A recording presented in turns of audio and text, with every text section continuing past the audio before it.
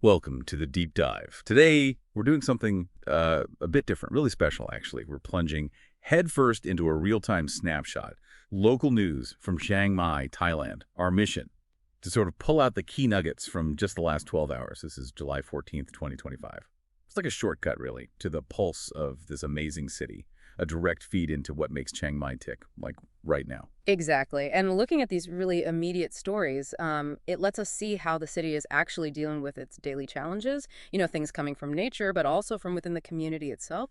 What's really compelling, I think, is how varied the sources are. It gives this, comprehensive, almost instant view of everything shaping Chiang Mai today. It shows a city that's constantly, changing. Dynamic. Okay, right. Let's get into it then. So the day in Chiang Mai seems to have kicked off with a literal shakeup. We saw reports of a mild earthquake, magnitude 2.1, hit around 8:50 a.m. in Rankong, Chiang Dao district. Oh. But the good news is no damage reported. Right. And that wasn't the only one. There was another tremor earlier, also light, 2.1 magnitude. That one was near Pai in Wang Nuea. Felt lightly, apparently. What's really insightful here, I think, is how these small quakes are just this constant, sort of subtle reminder. Chiang Mai is in a seismically active area, and it drives this culture of vigilance. You see the rapid response protocols. They seem really well honed.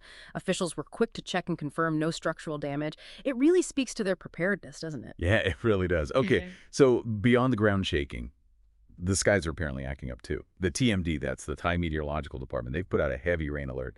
We're talking 39 provinces today, and yeah, Chiang Mai is definitely on that list. Sounds like significant flash flood risks. Indeed. And the forecasts, they're warning of intense, quite prolonged monsoon rains, possibly right through July 24th.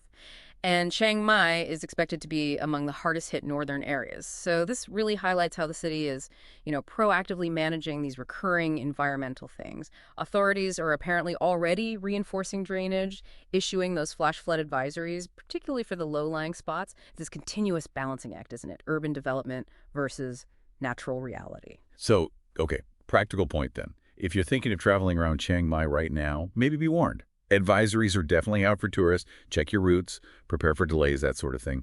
And the current forecast for today specifically. Overcast skies, light rain expected into tonight, temps around 32, 33 Celsius. Paints a pretty clear picture of immediate concerns. But, if we connect this broader, it's not just about nature, the daily pulse of a city. It's also shaped by its people, right? Their interactions. Another really interesting piece was news about these controversial blue streetlights in Chiang Mai, apparently being dismantled now because of public outcry. And this isn't just some minor local spat. It points to a growing trend, I think. Direct citizen engagement, real influence over urban planning in Chiang Mai, maybe a sign of a maturing local democracy. That is fascinating. So what does this specific issue, the streetlight thing, what does it tell us about the community, their priorities maybe, Yeah. or what they expect from the local government? Well, it speaks volumes, I'd say, about the community's desire for a real say in their own environment. These blue lights, reportedly, were controversial, partly because of aesthetics maybe clashing with the actual utility, led to quite a strong public pushback. It shows residents aren't just, passively accepting decisions. They're active. They want accountability, a voice in shaping how their city looks and feels. Okay, now here's where it gets really interesting and kind of unexpected. Beyond these big community discussions, the Daily Pulse also has these just unique human stories. And this next one, it has a surprising cross-city twist.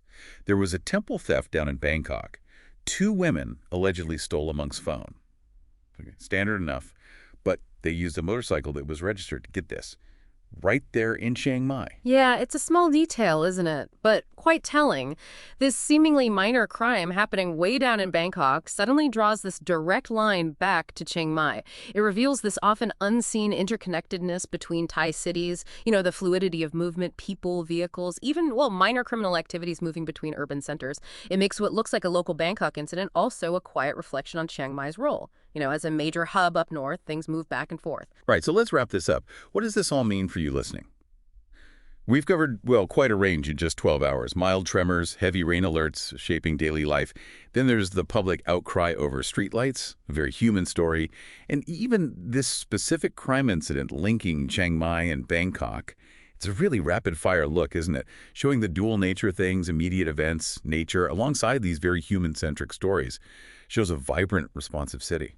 It really does, and it raises an important question, I think. How quickly can a local narrative shift, from natural events, safety concerns, to reflections of community life, activism, and then these surprising links across the country? It just highlights the incredibly dynamic nature of any city, really. So how does the sum of all these seemingly small daily things, a tremor, a streetlight debate, a stolen phone on a Chiang Mai bike, how does that all add up? How does it shape our larger understanding of a place like Chiang Mai? Its resilience, its community voice, its complex connections, something to think about perhaps as you go about your day.